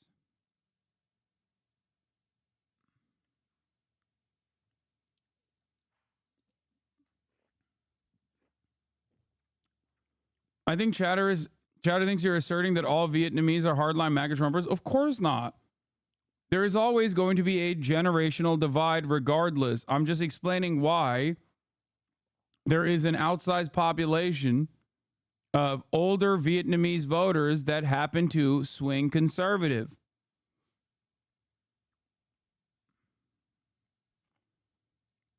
USA! USA! Diaspora populations oftentimes are incredibly conservative regardless. Like socially conservative in other ways. Like, I mean, like there is no similar, there is a kind of a similarity with like the Turkish diaspora in Germany, right? They're not pro-German, but in terms of like Turkish politics, which they participate in, they're fucking hyper reactionary. Now, the reason for that is different than like the Vietnamese population. It's not like the Germans that came, the Turks that went to Germany were like collaborators and like Germany was invading Turkey or some shit. That's not how that worked.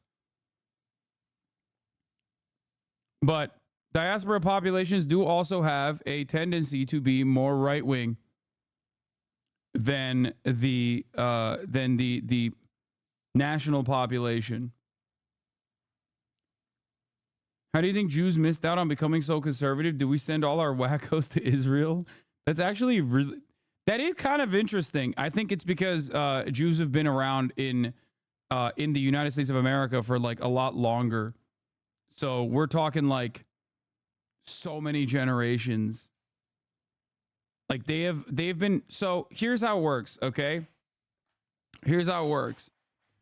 By the third generation, you often have a tendency to completely assimilate, like not even often, like every single immigrant population has come here originally. By the third generation is just American, indistinguishable, same educational outcomes, yada, yada, yada, okay? By second generation, you've actually picked up a lot of that as well, like a lot of American culture, American attitudes, American outcomes with the rest of the population. And obviously, every single diaspora population is different from one another in terms of like what they care about. But overall, I think that they're like Jewish voters in general have been like very progressive in the way that they vote for almost the damn near entirety of their existence on U.S. soil. It probably has a lot to do with Jewish history and Jewish culture. Israel, in that regard, is actually unique. Zionism, in that regard, is literally antithetical to Jewish history, Jewish culture, Jewish resistance, and revolutionary sentiment from Jews in general.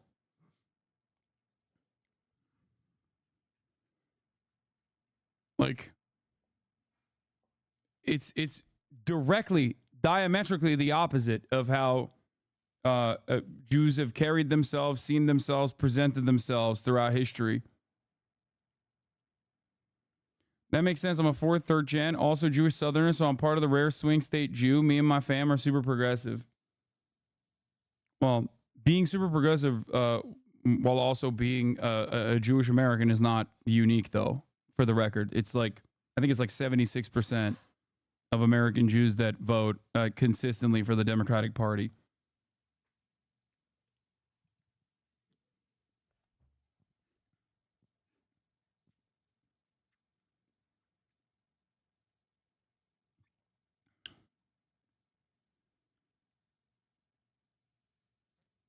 I'm an anti-Zionist Jew, and you're 100% correct on that. A lot of Zionist Jews I know are progressive on everything except Israel. Yeah.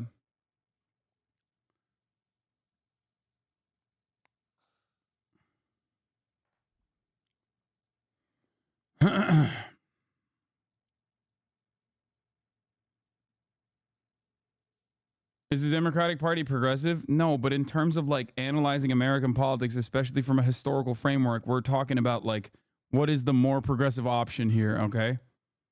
That's it. Like you're not wrong.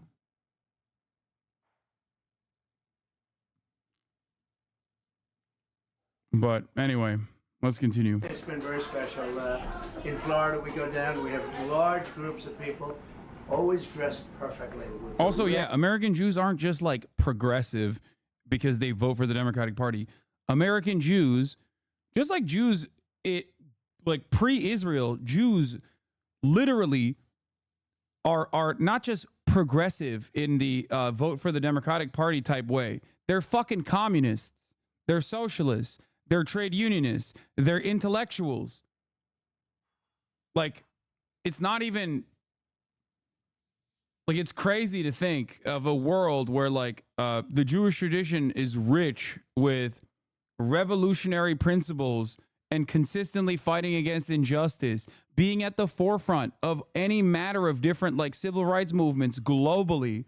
Okay, that is part of the reason why fascists fucking hate Jews and literally say like, oh, the Frankfurt School and how like Jews are actually fucking degenerating Western society. They're instilling pornography and like and degenerate sentiment. Like, they're teaching people to be degenerate. They're bringing in all the fucking immigrants into this country to ruin the country. Like, that's part of the reason why fascists hate Jews. Karl Marx, Leon Trotsky, Howard Zinn, Noam Chomsky. I mean, that's like a tiny number.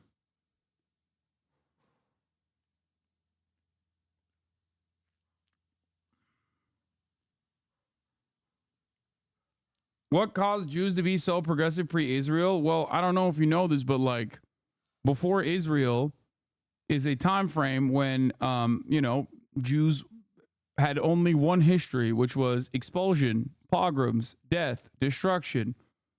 I think if you're constantly being made out to be the enemy in every society and constantly outcasted as like outsiders. Marx, yes, Karl Marx was Jewish, yes.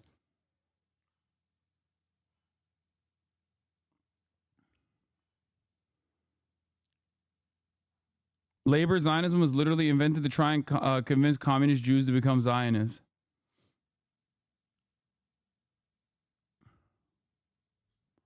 Anti-Semitism is older than racism. That's actually this is kind of an interesting take, but it is correct. It is correct. Like racism in the way that we no. It 100% is correct. It literally is historically correct. What you're saying is absolutely 100% historically correct.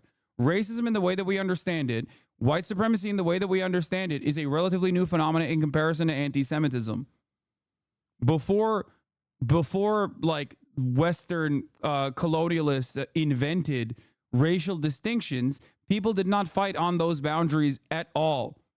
People fighted on the boundaries of in-group, out-group, but mostly it was about nationality or whose team you were on.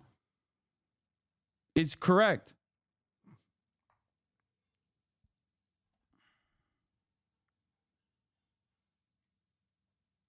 Anti-Semitism absolutely predates white supremacist racism. White supremacist racism, scientific racism, the way that we understand it, was created in a way, in an effort to justify colonial extraction of labor, chattel slavery specifically.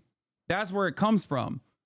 You needed a way to make it seem like you just changed it. No, you needed a way to make it seem like the people that you were enslaving, because in the past, slavery was considered to be just reaping the rewards, right? Reaping the rewards of like conquest. You go, you do battle, and you enslave a bunch of the population, but it's different than chattel slavery. This is not like a unique concept. This is what historians agree on, okay? Chattel slavery is unique in its cruelty and brutality because it's generational. Normal slavery beyond chattel slavery is not, it doesn't operate in the same way, where like the children of your children are not always going to be committed to slavery in the same way that like this distinction for your black skin made it so that like, that's it. You're a slave forever. There's no way out of it. Okay. This is like, yeah, it was, there were different versions of it, but a lot of it is like indentured servitude and things like that.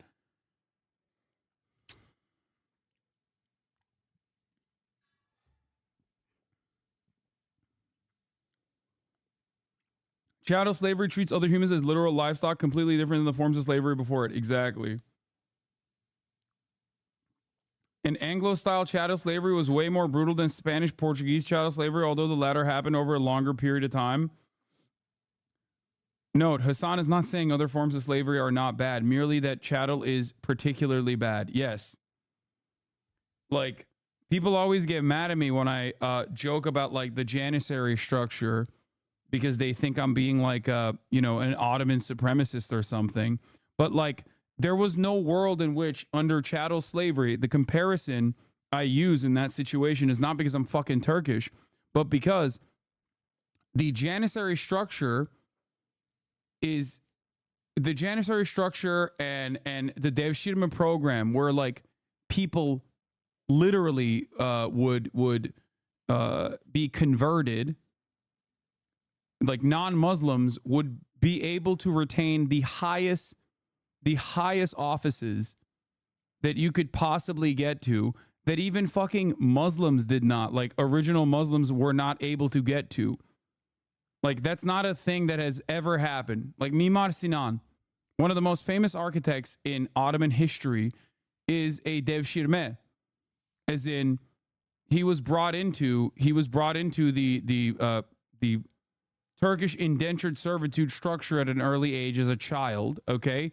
And he is one of the most, like, well-read, well-educated, one of the most important architects in the entire history of architecture in general, right?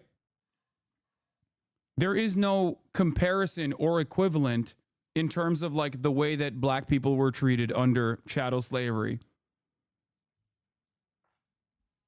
Cutting balls is not cool. That was only limited to the harem.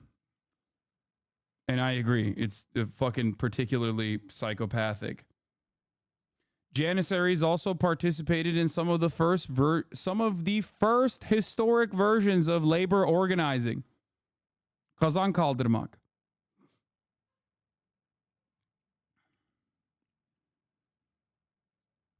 They used to have these big fucking cauldrons of food, and they would flip them over. They would participate in work stoppages.